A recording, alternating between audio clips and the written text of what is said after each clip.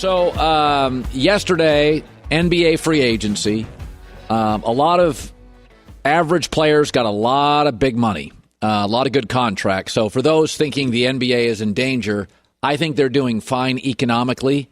They're doing just fine. A lot of average guys made a lot of money. Some of it like head shaking, but good for them. I thought one team absolutely, unequivocally got better, the Miami Heat. The Miami Heat got veteran Kyle Lowry, who's good friends with Jimmy Butler. They added P.J. Tucker, stealing him from Milwaukee, weakening the Bucks. If you look at the top 7 guys right now who would play for them, Kyle Lowry, Jimmy Butler, Duncan Robinson, P.J. Tucker, Bam Adebayo, Tyler Hero, Kendrick Nunn, I think. That's a pretty good roster. That's a viable Eastern Conference Finals contender with a great coach, Eric Spoelstra. So that team got better, and they weakened the Bucks. A lot of people think the Lakers got better, and I would say they got older and stranger. They now have 6 guys over 34. I'm fine with LeBron and AD and Westbrook. Westbrook's not my ideal player, but I'm fine with it. But the rest of it, it's an antique store.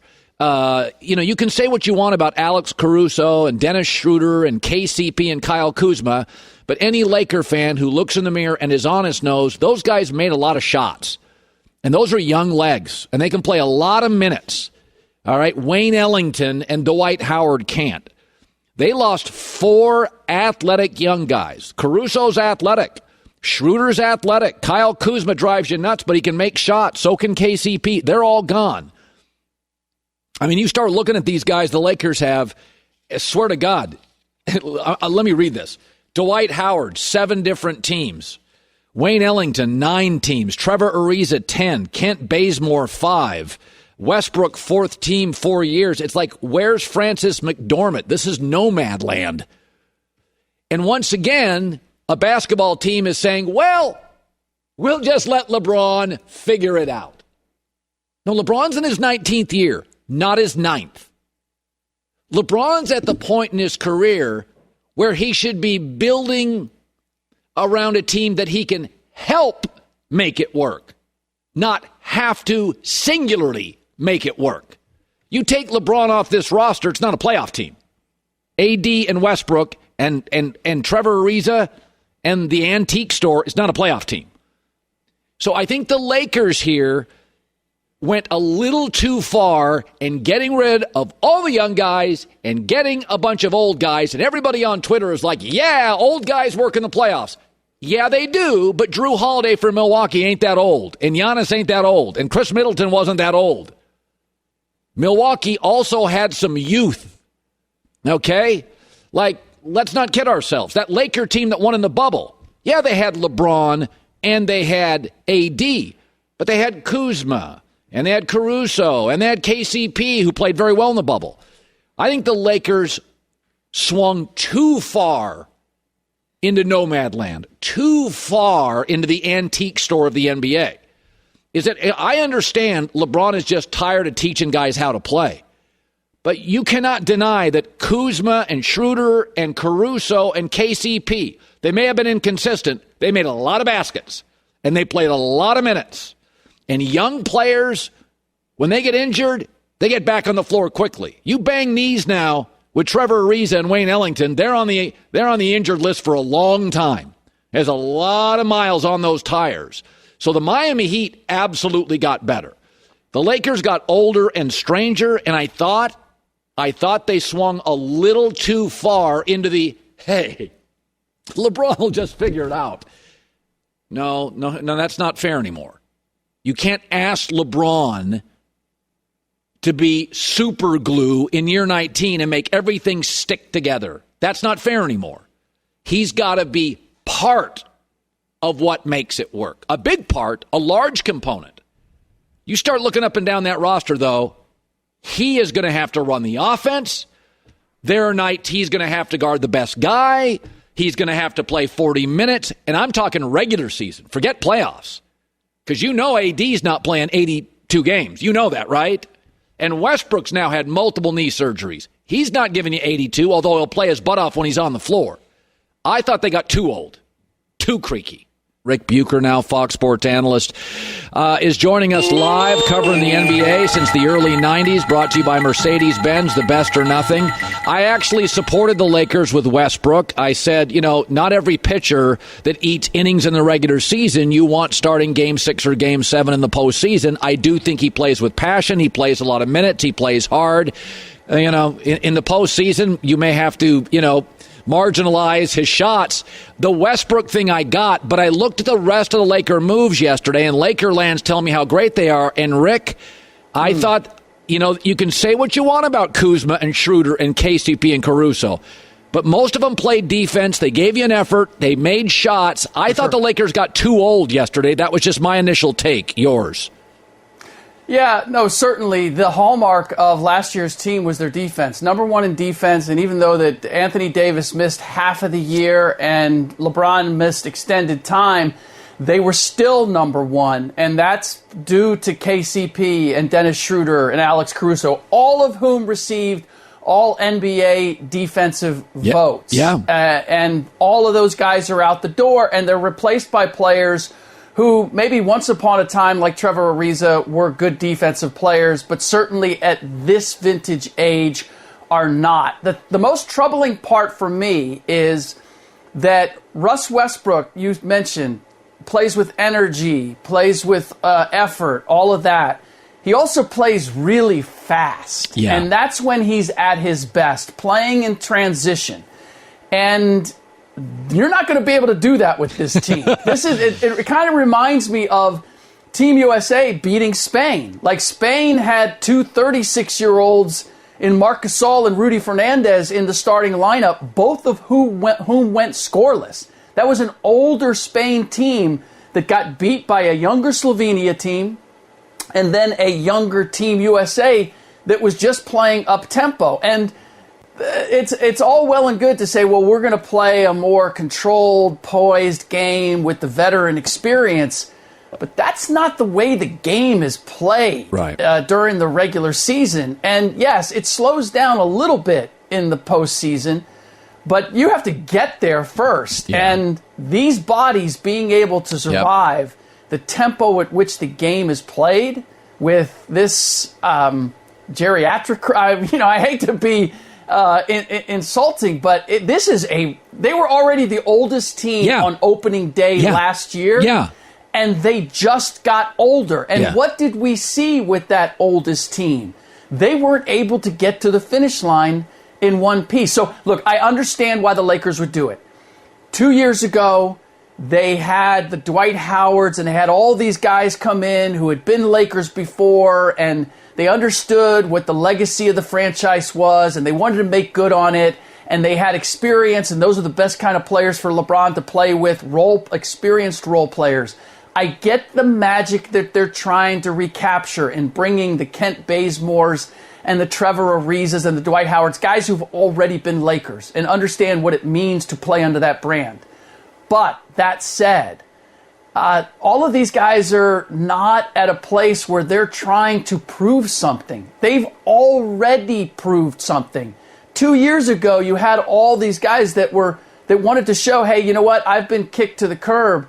I'm still better than that. And that was that was something that brought them together. And I understand why they're doing what they're doing, and it's the best shot they've got. But if you're asking me, is it ultimately going to work? I can't stamp that. Let me, it's interesting. So there was a kind of a narrative yesterday where Lonzo Ball got traded to the Bulls, and everybody said, oh, the Pelicans are blowing it. And I looked at it differently. I looked at the Pelicans who were saying, no, Zion's going to be the point guard, and he's going to have the ball a lot. And so that's what we're going to do. And it's easy to go, oh, that doesn't make sense. And I'll get into this later in the show today, but things have changed. Quarterback now, if you have the best athlete in high school and the kid can throw, you just put him at quarterback. That was not the case my entire life. But if the kid's fast and he can run and he can throw, all right, you're the quarterback. In the NBA, it used to be point guards were 6'2". Is that why you were quarterback? Well, I was in an era where... No, that was another era. It used to be point guard. 6'2", distribute, mature, don't score. We're getting into a world now with Luka. Giannis has the ball. LeBron has the ball. Jokic has the ball. Best player on the team. Can you dribble the ball? Control the tempo. I look at Zion, and they're saying, hey, he's our best player. When he has the ball on the break going downhill, nobody can stop him. It's nothing against Lonzo, but basketball's changing, Rick. The labels are gone increasingly, and they just want Zion to have the ball in his hands more. I'm okay trading Lonzo Ball. That was my takeaway.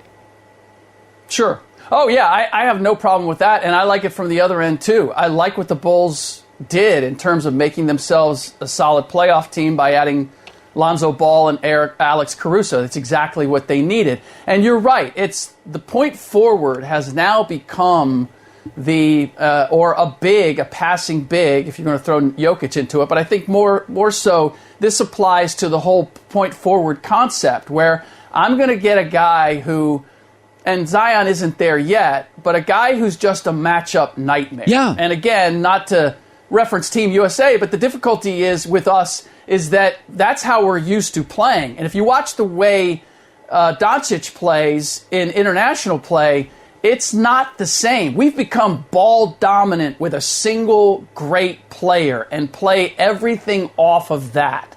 So I fully agree with you. It is smart to put the ball in Zion's hands and allow him to do what he does because he is unstoppable attacking the rim. He is a better passer than he was given credit for. And then you just need to surround him with shooters that are going to create that space for him to operate. Now, there are a number of things that he has to get better at in order for this to work. But I have no problem doing that. And, look, they could have kept Lonzo Ball because he has become enough of a three-point shooter and he is a good defensive player. They could have made that work, but not for the money that they were going to have to pay him to keep him. So it does make a certain degree of sense, and we'll just see ultimately.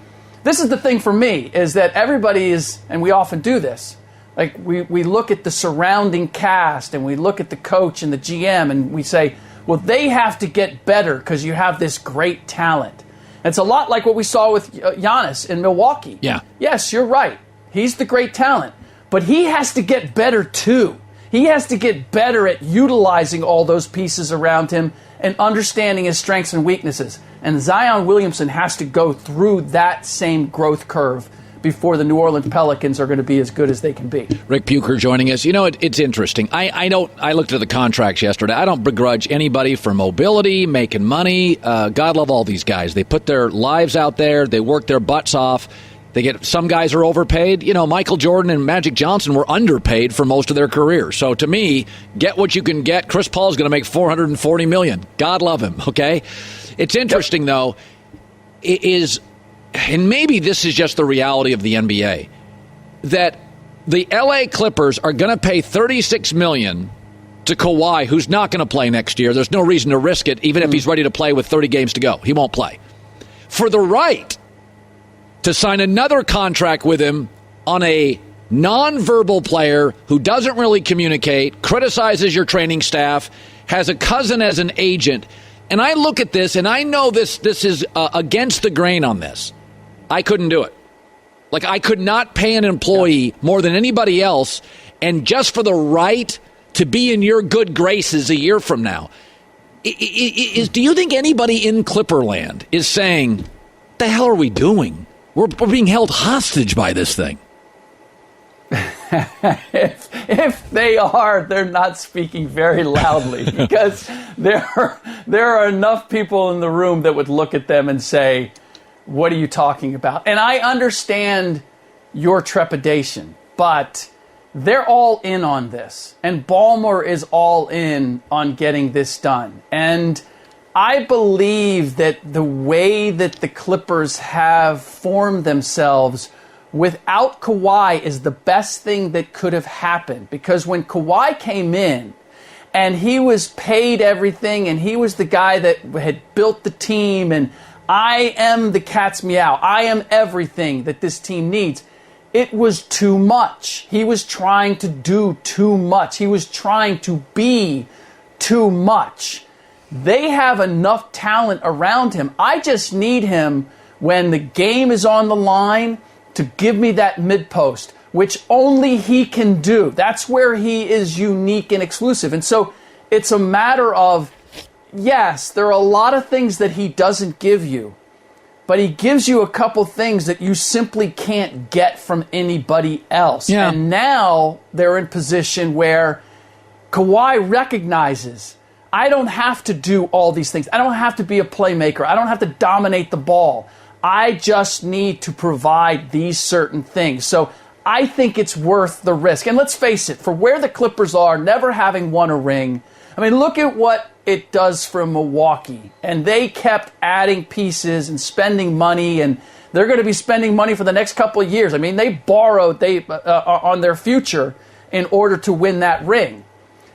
If you ask them, was it worth it? They would say without question. And I think that's the same thing that the Clippers are gunning for. So whether it works or it doesn't, I understand why they're going for it. All right. Ric Bucher, Fox Sports NBA analyst, free agency yesterday. The economy of the NBA appears to be just fine. A lot of money handed out. Good seeing you, bud. Same.